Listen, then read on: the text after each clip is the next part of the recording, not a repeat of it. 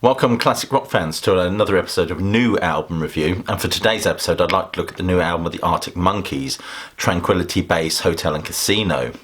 One thing about this album is it sort of encouraged me to sort of listen to the previous albums, and it strikes me that the Arctic Monkeys are a band that don't particularly want to be shackled to one genre or pigeonholed in any way. This appeals to me, as a lot of my favourite bands are ones that are constantly experimented with musical structures and musical form. In fact, their diversity of approach has been commented on by one critic who's written, over the last 8 years, the Arctic Monkeys have gone from spastic punk to doomed stoner rock to sparkling guitar pop to the fifth album's skinny jeaned funk. It's certainly been an interesting journey, considering their debut album was described as a bratty act of defiance from four Yorkshire youths, drunk on their own cleverness. And that kind of development as a band is certainly apparent on this album. And certainly the singer and lyricist Alex Turner has moved away from that kind of syllable sort of stuffing approach to sing songs about sort of indie nightlife culture, to songs that are far more honed and indeed even sort of self-lacerating.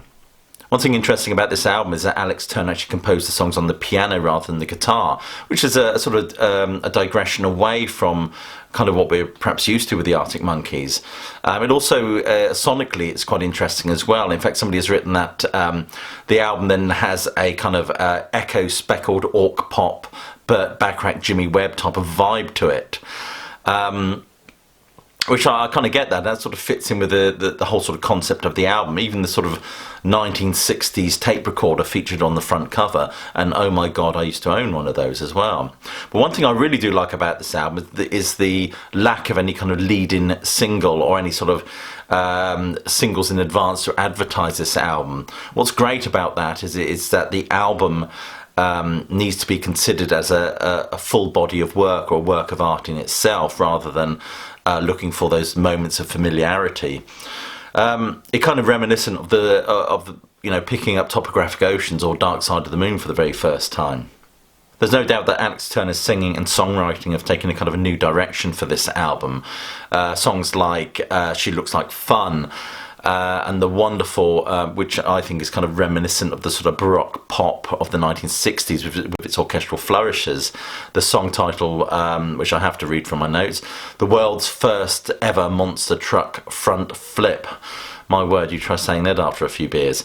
Are all interesting, but nevertheless, the sort of familiar ground that we'd come to expect from the Arctic Monkeys is still there, in the sense that we get that sort of laconic tones and melodies, those sort of haunting refrains are still very much there on this album. Certainly the lyrics on this album, are still quite sardonic and amusing, as well as lyrics like, I just wanted to be one of the Strokes, now look at the mess you've made me make. And the song Golden Trunks features the line, the leader of the free world reminds you of a wrestler wearing tight golden trunks.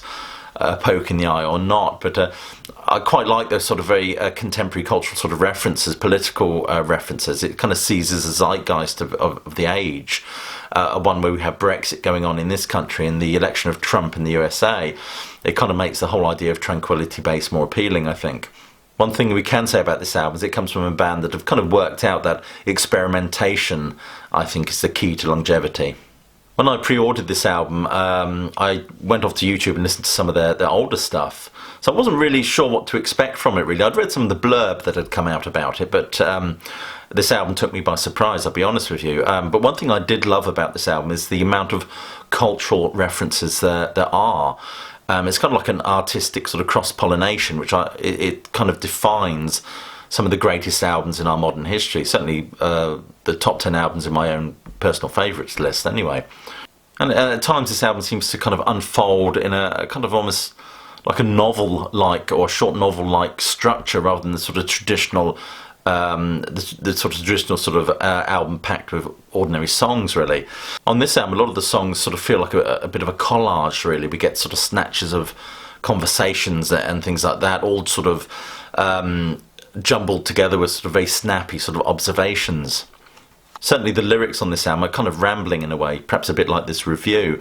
But I kind of like that sort of stream of consciousness sort of development and approach to sort of songwriting or sort of presentation. It gives the album far more intimacy in many ways. It's kind of like the diaries of some of the hotel occupants have been revealed to us as sort of listeners. And who said the concept album was a product of the 1970s? In fact, Rolling Stone magazine has described this record as a lounge pop concept record set in a casino bar on the moon, which of course it is.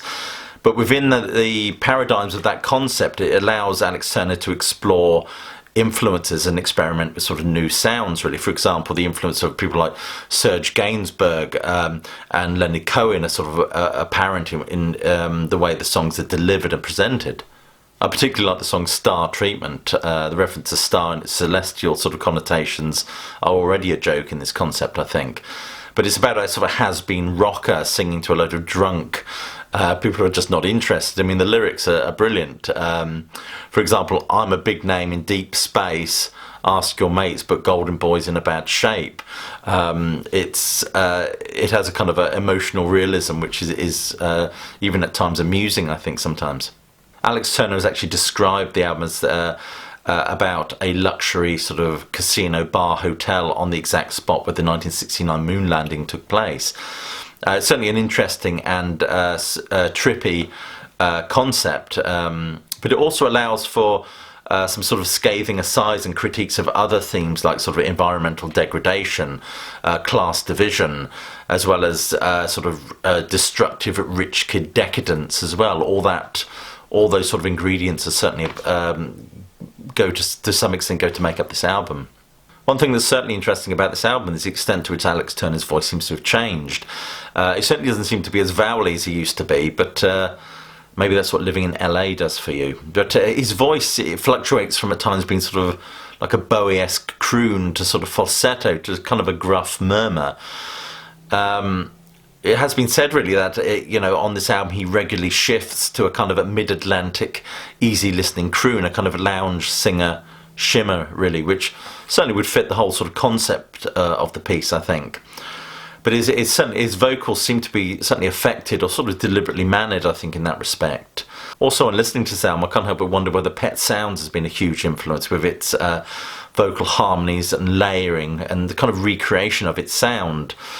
And in my opinion, I certainly feel that the songs are kind of melodically richer and sort of move away from that kind of songs that are less concerned with sort of verse-chorus, really. It's one thing I love about this album, as of all great albums, is the sheer scope of its ambition. And certainly the mood of this album, it sort of fluctuates from a kind of a brittle terseness to a kind of a very laid-back and almost sort of laconic approach to a delivery. It's certainly an album that's intriguing listening, with its influences from things like, I may refer to my notes, jazz, soul, early French pop, far-out synth, prog. All those influences are sort of all put together to make a kind of cosmic stew, if you like, if you excuse the pun. There are those that might find this album rather difficult to listen to, really, or difficult to take. They might consider it a kind of self-indulgent wallow in sort of lounge lizard affectations. But for me, I like albums that are challenging. I think sometimes that can be the mark of longevity and greatness. And for me, there's no doubt listening to it, the album certainly seems cohesive and sort of skillfully formed. And all that being said, if push comes to shove, the album could certainly be considered as perhaps the next sequel to Blade Runner. If I was pushed to sort of identify sort of standout moments on this album, for me it would be the Ultra Cheese, which I kind of liked, although it was a bit like Jarvis Cocker singing Amy Winehouse in some respects. I love the trippy, sort of spacey sort of feel of science fiction. And also I like the sort of a Bowie-esque synth feel of the song, I think Bat Phone, I think was also one that sort of was a standout moment for me. There's no doubt in my mind that Tranquility Bass and Casino will reward those sort of deep diving listeners, those that really want to delve and listen to it again and again and let it really sort of grip you. You've really got to sort of tap into its frequency, which, to use a very tired space metaphor, is certainly out of this world. There's a famous quote, of course, which is attributed to the lunar landings, those 1969 lunar landings, a giant leap for mankind.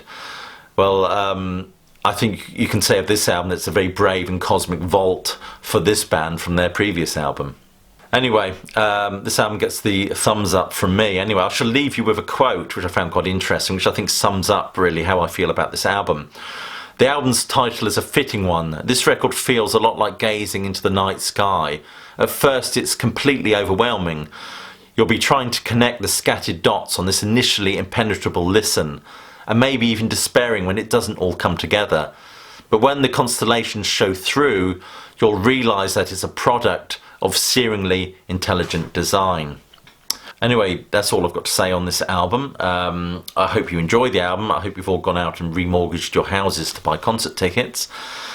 Please click like and subscribe. I want to get those numbers up. Check the Facebook page by all means. But more importantly, please do keep listening.